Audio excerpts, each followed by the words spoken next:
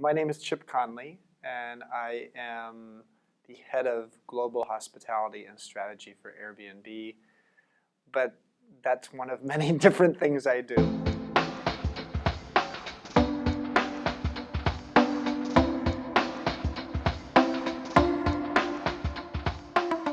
I've been a hotelier for most of my life.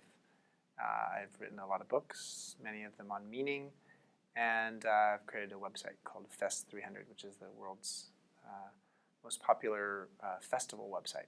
I think, the passion or the thing that gives me a sense of calling is transformation, creating transformation for people in a variety of different ways. Generally speaking, transformation is change, and generally speaking, people don't like change.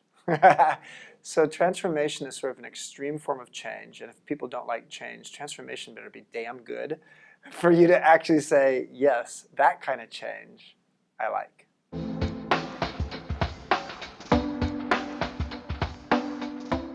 On the customer side, in terms of meaning, I like to think of it in the form of a pyramid. So if the pyramid is like this, and there's 3 levels of the pyramid, it's having your expectations met, having your desires met. And at the top of the pyramid, transformation, I think, occurs when your unrecognized needs are met.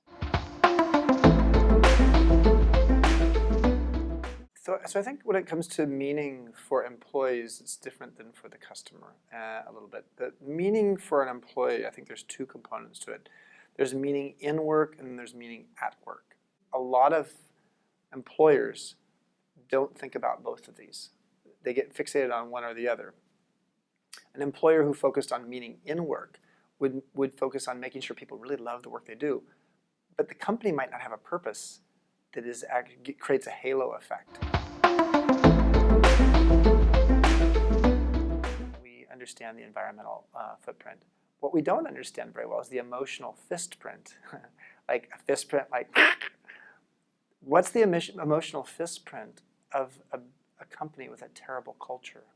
And so there's a catalytic effect of having a bad culture on a family, and if it's actually affecting a family, it's affecting a community.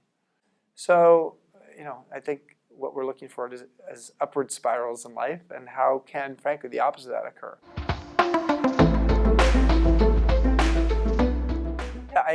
Yeah, there's URLs and then there's IRLs. URLs are the website. IRLs are in real life experiences, and we need both.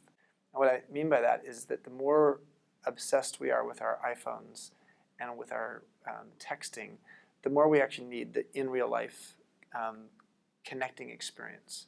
Collective effervescence is what happens when, and it's very meaning driven, is the sense that their separation and their ego sort of evaporates.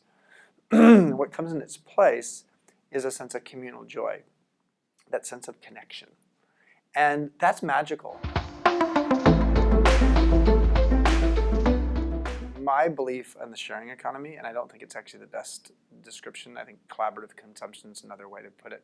Sharing economy means using technology for the end result of having to actually build less things, and therefore the environment is, the beneficiary of that. To me, it is not about someone sharing their home. That's the gift economy. The gift economy is, I'm going to do something for you. But the gift economy, even with Burning Man, as principled as Burning Man is, you have to pay for your ticket. So I want to caution people. No one should beat up companies that are in the sharing economy. Airbnb did not create that phrase. It was created by someone else.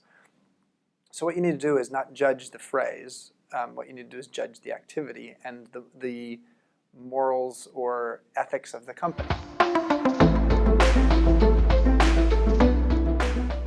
I'm hopeful. I do think that some of the obstacles are political. And if we're talking about in the United States, the data is pretty obvious that the rich are getting richer. So I do think that some of the challenge is a function of how do we redistribute wealth in a way that doesn't take motivation away. And most people who start companies that ultimately lead to lots of jobs don't do it because of tax code. They do it because of the meaning, something inside themselves. So it's a funny place to be, because in some ways I'm pretty pro-business, but I'm also pretty pro-taxes in terms of what taxes can do, especially when they're used well.